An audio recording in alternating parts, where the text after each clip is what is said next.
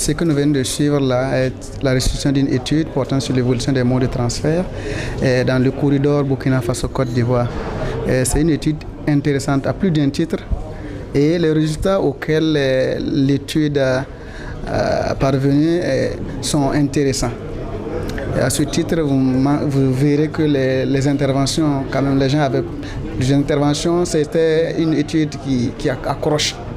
Et les gens intervenant pour améliorer.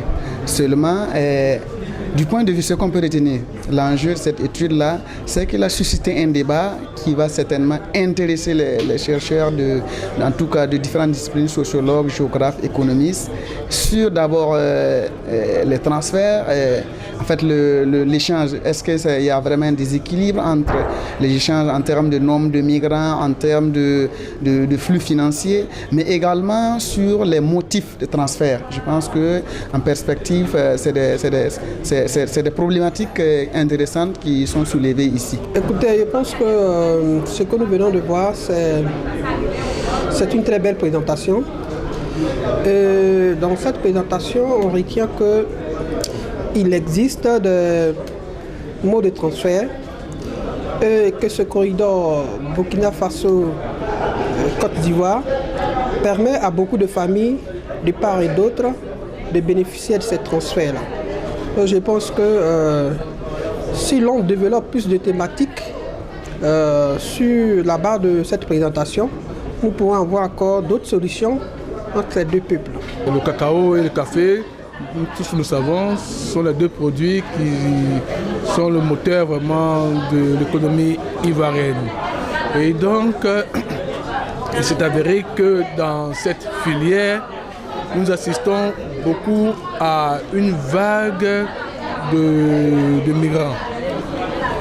Le café et le cacao sont des produits où la main-d'œuvre est beaucoup utilisée. Et donc, dans cette communication, j'ai montré que depuis l'ancienne boucle du cacao qui était dans la zone Est et qui s'est déplacée vers le sud-ouest, nous avons assisté à une vague de migrants.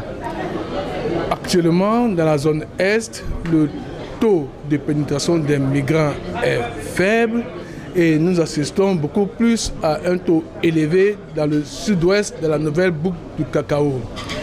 Nous avons dans notre étude, dans notre communication, montré effectivement que dans la zone Est, les planteurs sont vieillissants, alors que dans la zone Ouest, Sud-Ouest, la nouvelle boucle de cacao, les planteurs sont jeunes.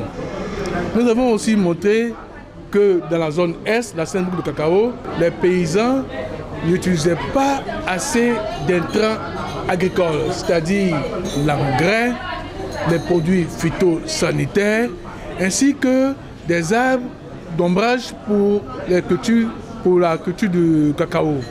Alors que dans la zone Ouest, la nouvelle boucle du cacao, non seulement nous avons des planteurs jeunes, mais les migrants, en venant dans cette zone, sont venus avec une culture d'entrepreneurs. Leur volonté, c'est d'avoir beaucoup plus d'argent. Et comment avoir de l'argent? Il faut vraiment fertiliser vraiment leurs champs. Voilà pourquoi est-ce que nous assistons beaucoup vraiment à l'utilisation de produits d'engrais et aussi que les produits phyto pour vraiment essayer de rendre la plantation beaucoup plus attrayante. Alors, ce qu'on peut retenir de cette présentation, c'est que la composante spatiale est très importante en fait pour illustrer un thème de recherche. Ça permet également aux personnes qui lisent des documents ou qui assistent en fait aux présentations de pouvoir avoir un certain nombre de repères par rapport en fait à un phénomène donné. C'est-à-dire qu'elles peuvent se resituer sur un terrain, savoir par exemple une ville qu'elles connaissent ou une route qu'elles connaissent, voir un petit peu le phénomène où ça se trouve, ce qui peut les amener, lorsqu'elles se déplaceront sur le terrain, à peut-être avoir une plus grande attention par rapport à ces phénomènes.